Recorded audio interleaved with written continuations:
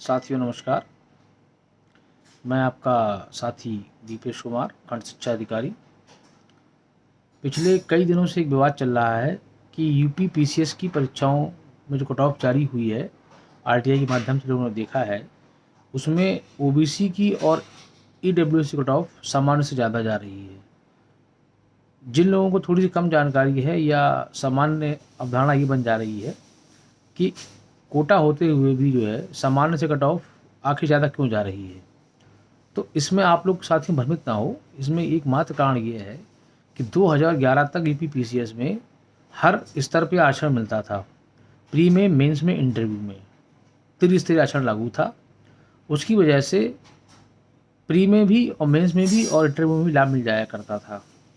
परंतु supreme court की guideline के बाद 2011 की मुख्य परीक्षा का रिजल्ट भी रद्द किया गया और फिर एक चरण पर आरक्षण देने का नियम लगाया गया। तो उसमें आयोग ने अपनी संवैधानिक पावरों का प्रयोग करते हुए यह निर्णय लिया कि वह अंतिम चरण पर आरक्षण देंगे। अब इसका उपाय यह निकाला गया कि प्री में पहले 18 गुना से 20 गुना था, उसके बाद 13 से 15 गुना रिजल्ट आता है। तो जितनी वैकेंसी कैटेगरी वार होती है उसके हिसाब से 13 गुना या 15 गुना रिजल्ट दिया जाता है। अब इसमें दो बातें होती हैं कि अगर 100 सीटें हैं, उसमें 40 सीटें जनरल के लिए हैं, 10 सीटें ईडब्ल्यूएस की हैं, 27 सीटें ओबीसी की हैं, तो 27 का 15 गुना या 13 गुना रिजल्ट आएगा ओबीसी के लिए। ईडब्ल्यूएस का 10 गुना से 10 सीटों के सापेक्ष गुणा करेंगे, 15 गुना वो रिजल्ट आएगा। और जनरल का 40 सीटों के सापेक्ष 15 गुना या 13 गुना रिजल्ट आएगा। ऐसी परिस्थिति में बहुत स्वाभाविक है कि जब 27 के सापेक्ष 13 गुना 15 गुना रिजल्ट है या 10 सीटों के सापेक्ष 13 गुना 15 गुना रिजल्ट है, तो वह 40 सीटों के सापेक्ष जनरल किससे गुणा करेंगे 13 गुना 15 गुना से, तो उनका रिजल्ट जनरल का कुछ कम हो सकता है कट ऑफ, क्योंकि वहाँ पर नंबर ऑफ कैंडिडेट जाने की जो कैपेसिटी ज़्यादा हो जा रही है 40 सीटों के सापेक्ष 15 गुना से।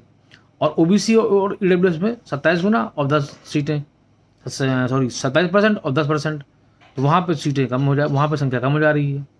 तो प्री में कट ऑफ ज़्यादा जा सकती है। फिर मेंस होगा।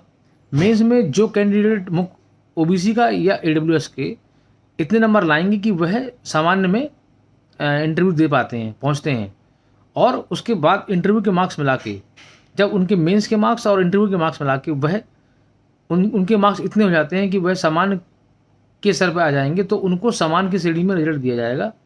और इसका लाभ ये होगा कि उनके अच्छे नंबर आने की वजह से मेंस में और इंटरव्यू में वह एक सीट सामान्य की एंगेज करेंगे, और उससे जो सीट ओबीसी में या ईडब्ल्यूएस में खाली होगी उसको फिर उस व्यक्ति को मिल जाएगा जो थोड़े से कम नंबर लाया है मेंस में इंटरव्यू में, तो उसमें वहाँ उसको लाभ हो जाएगा। अब कहने का मतलब ये है, जब आरक्षण एक स्तर पर दिया जा रहा है तो उसमें अंतिम चरण में जब आरक्षण मिल रहा है इंटरव्यू के बाद, तो उसमें निश्चित रूप से प्रारंभिक परीक्षा कठिन हो गई है ओबीसी और ईडब्ल्यूएस के लिए। खास तौर से एससी का इसका अभी इस तरह रिजल्ट इस तरह का नहीं आ रहा है, क्योंकि वहाँ पे अभी थोड़ा ज़्यादा है पिछड़ापन। वहाँ भी लोग मेहनत कर रहे हैं, लेकिन वो रिजल्ट में कन्वर्ट नहीं हो रहा है अभी उतना प्राइमरी के लेवल पर।